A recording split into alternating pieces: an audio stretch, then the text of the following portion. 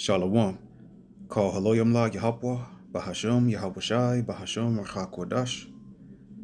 Brakatah Yahawah, Brakatah Yahawashai, Brakatah Racha Kodash, Bahasham Yahawashai, Bahasham Racha Kodash.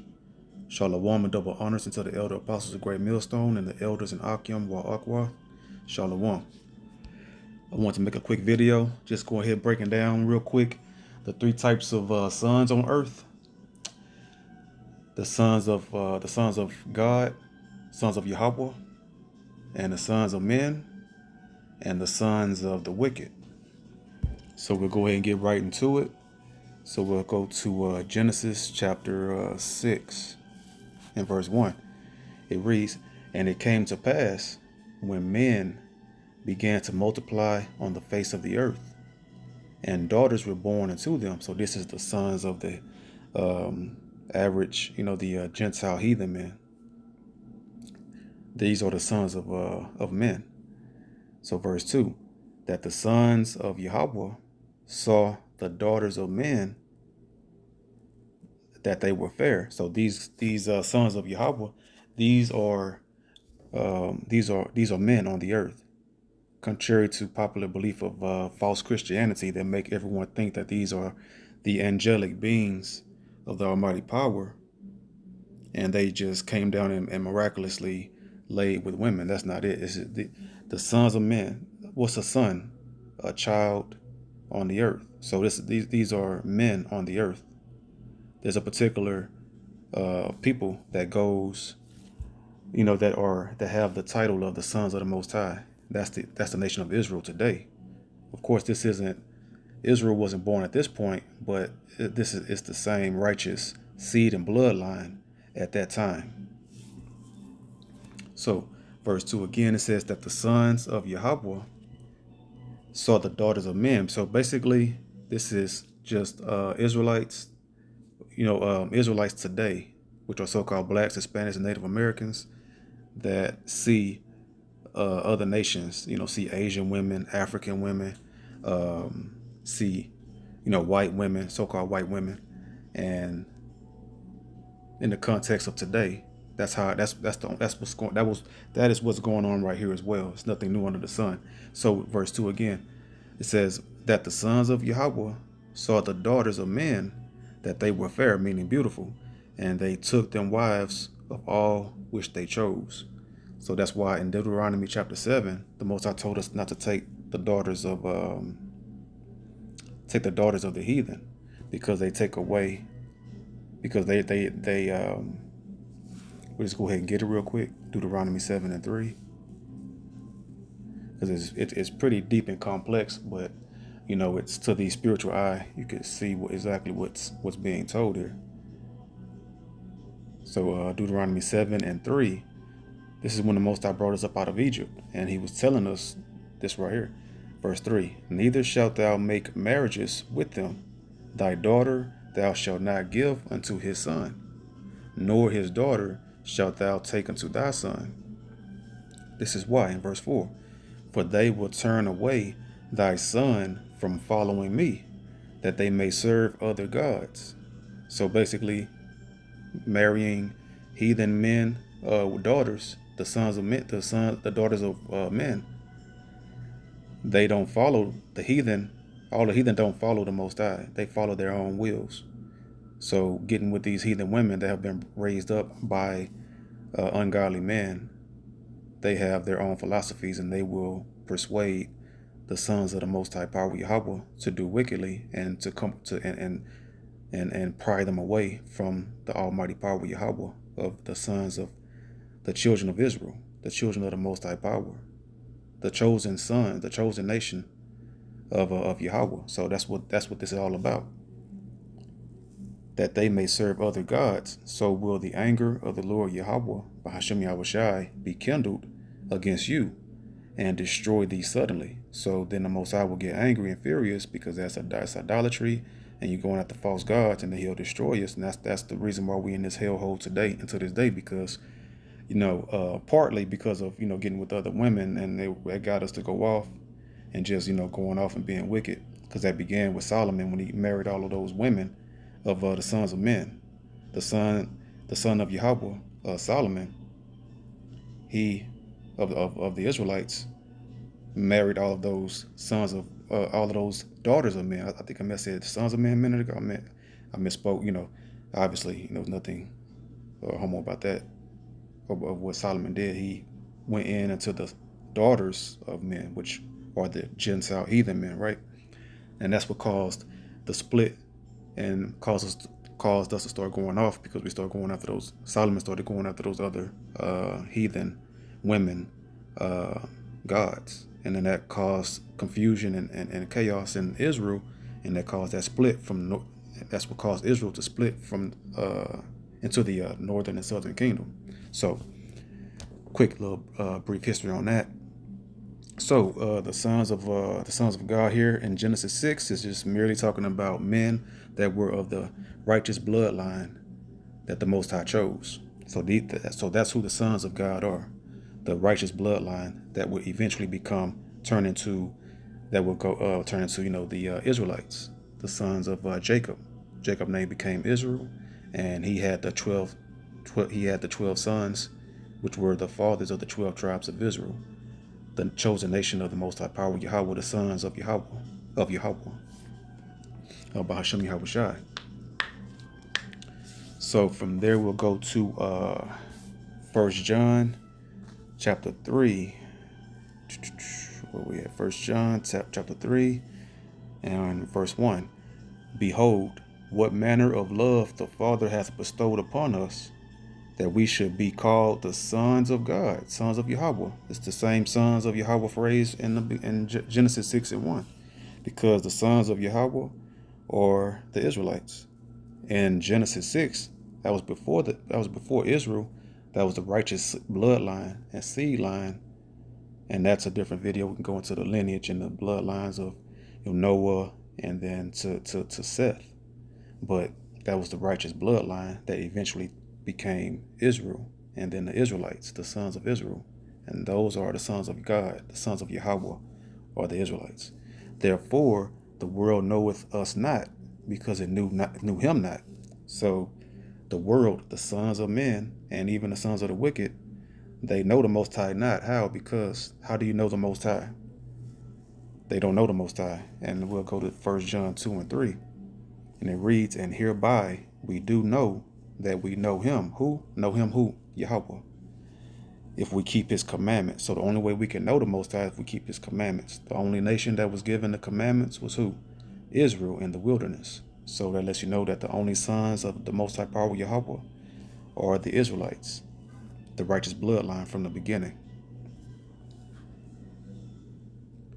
And then verse 2, beloved, the only beloved are the Israelites. Beloved, now, because these are what these letters, to the Israelites are whom these letters are written to, the beloved of the Most High, the Israelites that became Gentiles through the Hellenization, the influence of the wicked, Esau, Edom, the so-called white race. And these letters were to wake them up and teach them and tell them that you're not a heathen, or whatever name that they were going by at that time, scattered across the four quarters, scattered across the earth, right? And so these letters were to wake up the beloved, lost children of Israel, the sons of Yahawah, the sons of Yahawah. So reading verse 2 again says, beloved, now are we the sons of Yahawah, and it doeth not yet appear what we shall be, but we know that when he shall appear, we shall be like him. Who appear? Be like who? The Messiah when he returns, Yahawashi. For we shall see him as he is. Because what does the Messiah say in, I believe, Isaiah 47 and 3? He says he will not meet thee as a man. He's coming, when he returns, he's going to meet the earth in his full glory and power that Yahweh gave him for that righteous, perfect walk and sacrificing his life and being rewarded, and he's going to return in all of his glory. And then the elect body of Yahawashi is going to be changed within a twinkling of an eye. And we'll just get that real quick. And that's what that means there. So that's in 1 Corinthians 15 and 52. In a moment, in the twinkling of an eye, at the last trump. That's the last trumpet, when those missiles is being hit, when those missiles get shot off, those thermonuclear missiles, when they're shot off, and then the Messiah return to beam up the elect. Instantly, the bodies of the elect will be changed from these mortal bodies to the spiritual bodies at the last trumpet. For the trumpet shall sound, and the dead shall be raised incorruptible, and we shall be changed. And that's going to be something incredible beyond we can think of right now. So that's what that's talking about. So the sons of Yahawah, and multiple times, the only time this phrase gets mixed up is in the beginning of Genesis, because false Christianity have taught the people to read the Bible as a mysterious, mythical, Greek mythology, fairy tale book, and they can't get that fairy tale dust off of the understanding in Genesis chapter 6. So the sons of Yahawah are the Israelites, and in the earlier times before Israel, it was the righteous bloodline through Noah and Shem, which came on down through Shem. So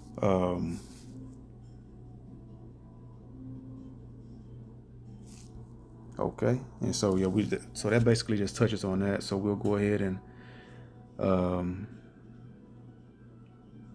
real quick breakdown of the sons of man. So we'll go real quick to what's this?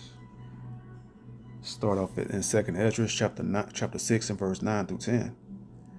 It says, "For Esau is the end of the world, and Jacob is the beginning of it that followeth." So rulership and the fate of mankind.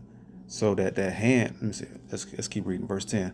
"The hand of man is betwixt." That's an old word meaning between the heel and the hand, the heel of Esau and the hand of Jacob. Of the question Esdras asked thou not. So the hand of man, meaning the fate of mankind, the sons of men, which are the other heathen Gentiles not named Esau, Edom, the so-called white race. So upon the earth, the heathen Gentile nations will follow either righteousness of the Israelites or the wickedness of Esau, Edom.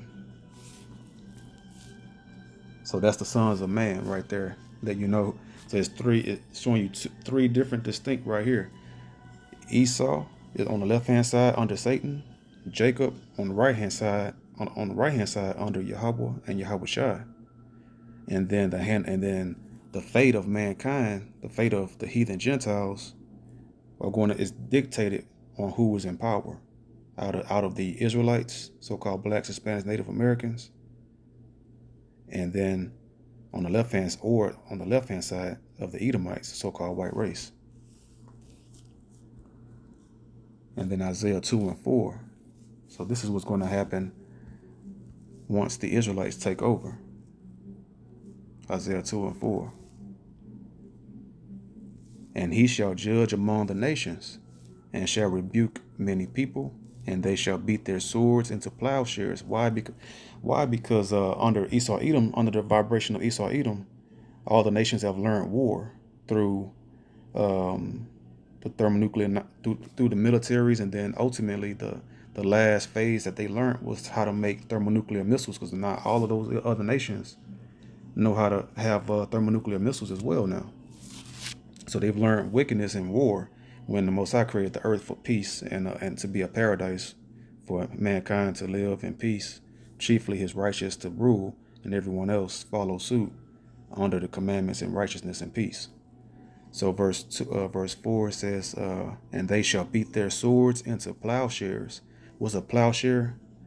Their swords going to be turned from guns and swords into farming equipment, agriculture, farming equipment to be able to, plow the fields. And it's going to be peaceful again. And it's going to be, it's going to be a nice, simple, peaceful, calm life. And their spears into pruning hooks to, harvest, plow seeds, and then to harvest when in due season when the seeds turn into, the fruit and whatever food that you're planting. Nation shall not lift up sword against nation. Why? Because Esau Edom has been doing that. That's all he knows, is to lift up his sword. And now the modern day sword is the gun up against all other nations and rule through violence. That's not the way the Most High. That's not the way the earth is supposed to be ran, in wickedness, but in righteousness. Neither shall they learn war anymore. And the people that's taught them all this warfare, is the murderous, violent, bloody man, so-called white man, Esau Edom. So that's what's going to happen. In Isaiah 60 and 11, that's the fate of man. It's going to go back to, farming and agriculture and just, living a peaceable life, being ruled over in righteousness, not having to worry about being bombed and nuked into oblivion like they have the fear of right now. They can be at rest and just live a nice, calm, plain lifestyle and live in peace. From there, we'll go to Isaiah 60 and 11.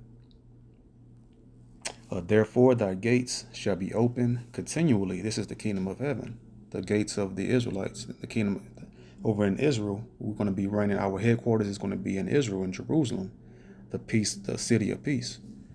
Our gates are going to be open continually. They shall not be shut day nor night. That men, the children of men, the heathen Gentile nations, that men may bring unto thee the forces of the Gentiles. These are the Gentile heathen nations. These are the other nations. And that their kings may be brought.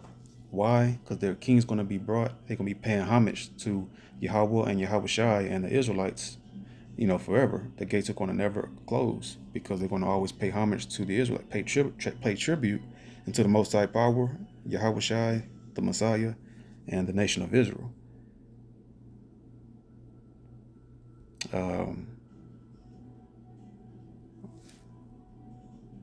So verse 12. This is what will happen if they don't do it. For the nation and kingdom that will not serve thee shall perish, shall die. Yeah, those nations shall be utterly wasted.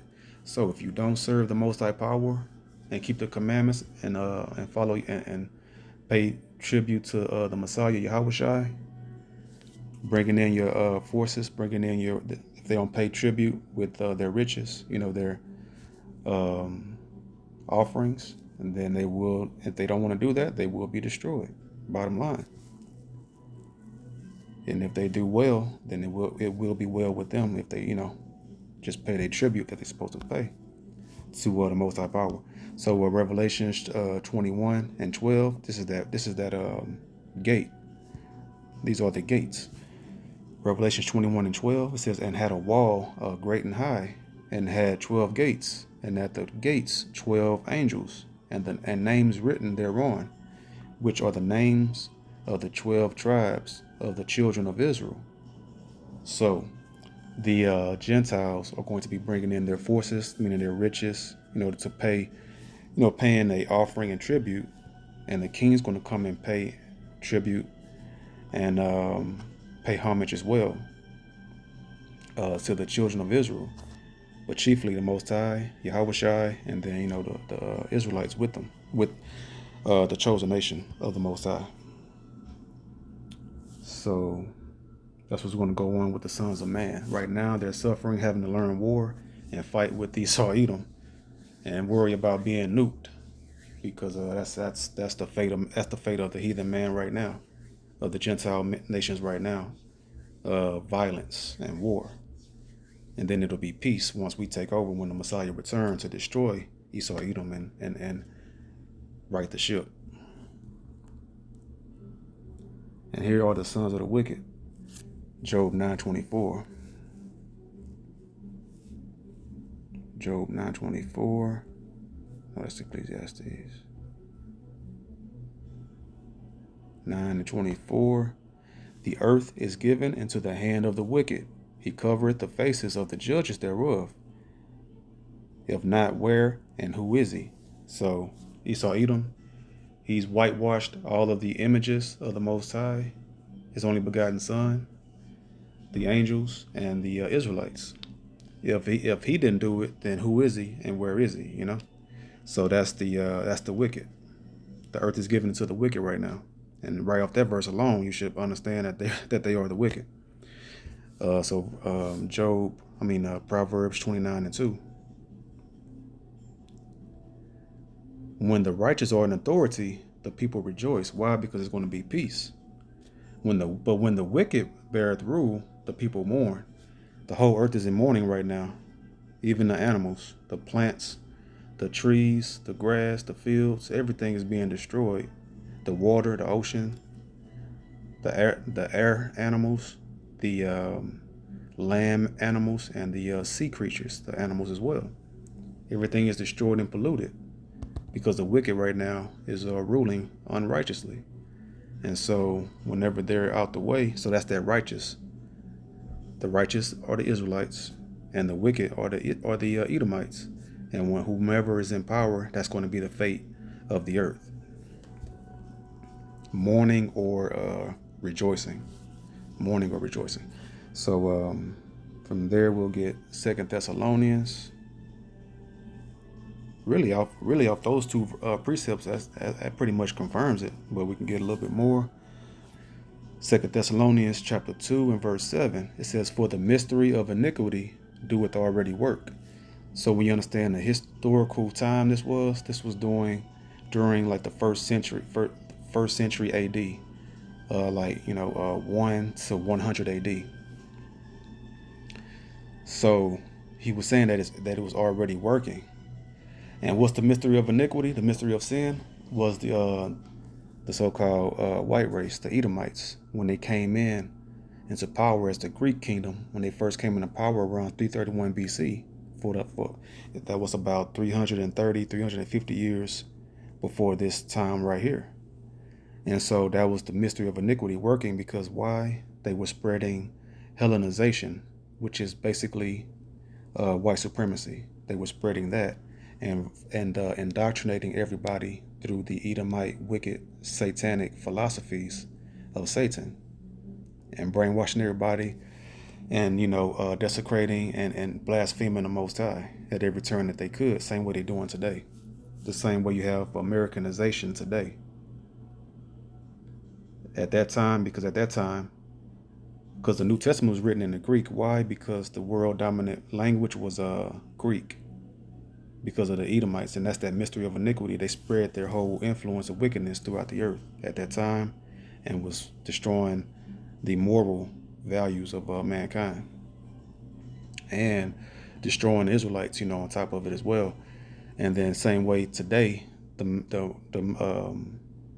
primary world language is English, through the Americanization and colonization of white supremacy throughout the earth. And also the dollar is the main currency, as we know that's falling now because it's this time to be destroyed. So, but that's the mystery of iniquity that's been working from then until now. That covering cast over the nations. So only he who now letteth will let, meaning only the Most High who allows it right now. He's allowing it to happen until he be taken out of the way.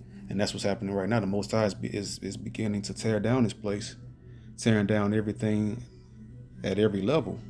And everybody's starting to realize who the wicked is, and realize everything is wrong in the earth because of all of the iniquity that he's been sowing for thousands of years.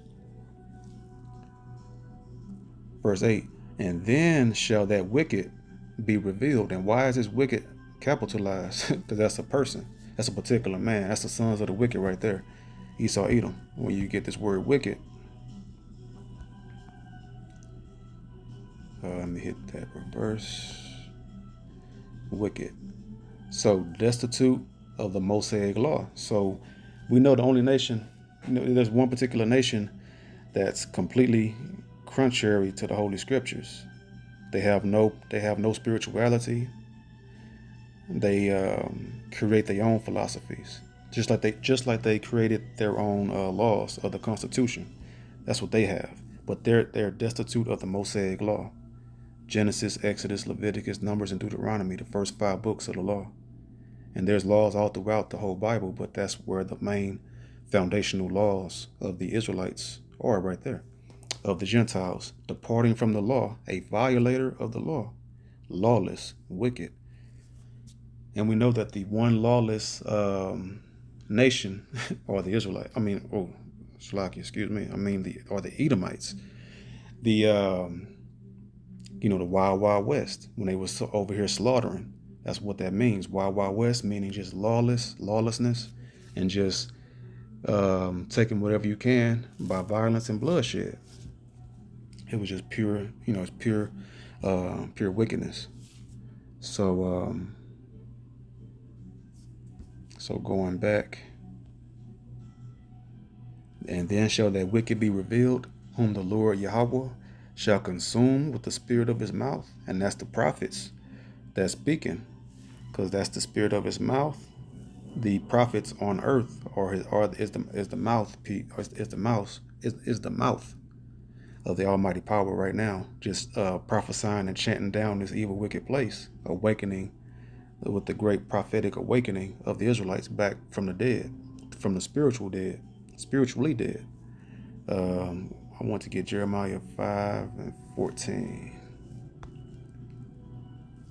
Wherefore thus saith the Most High Power, YAHAWAH, the Almighty of hosts, because ye speak this word. Who? The prophet speaking the word of the Most High.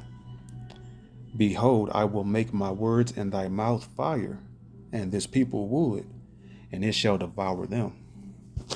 So, the Most High Power, his words is fire, and when the prophet speak it, these wicked men and women that hate the Most High Power's word and his laws, they will be burnt up by it. And that's why they go crazy, because you cutting the demons that's on them. If they're proud, but if they're humble, they'll humble down and receive it and start changing their ways. Only the elect can do that, not the 2/3, and surely not the heathen, especially Esau, Edom, the wicked. Whom the Lord shall consume with the spirit of his mouth. So the Most High has been consuming Esau, Edom, and rebuking them and cutting them with the scriptures through his prophets. He awoke from the spiritual dead, consumed with the spirit of his mouth, and shall destroy with the brightness of his coming.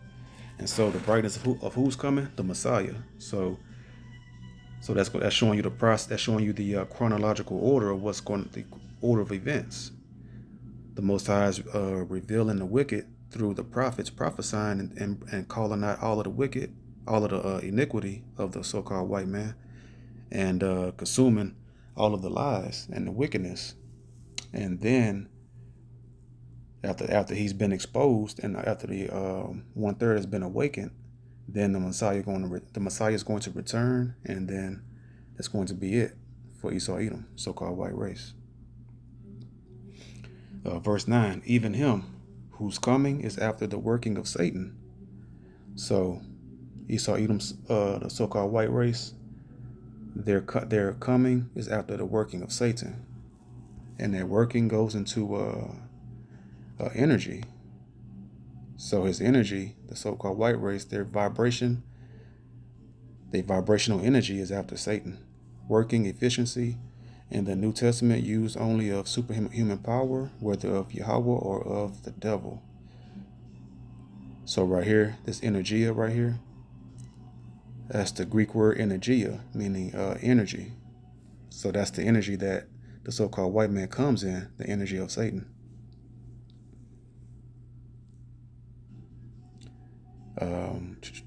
Even him whose coming is after the working of Satan, with all power and signs and lying wonders, and with all deceivableness of unrighteousness in them that perish, because they receive not the love of the truth. And what's the truth? The laws, that they might be saved. So they can't be saved because they wasn't given the truth, the commandments of the Most High to the Edomites. So that's who that wicked is. So with that, it's three sons on earth, three different classes of men. The sons of YAHAWAH, the so-called blacks, Hispanics, and Native Americans, and spread across the four corners of the earth, of the seed of the Israelites, or the Israelites. And then you have the sons of men, whom are the other heathen Gentile nations. And then you have the sons of the wicked, whose coming is after the working of Satan and not the Most High, who opposes everything of the Most High. And right now is continuously destroying his chosen nation, the Israelites, the sons of YAHAWAH, or the sons of God, as that's spoken of directly in the scriptures. So with that, I hope this video was edifying. To the next video, I say, Shalom.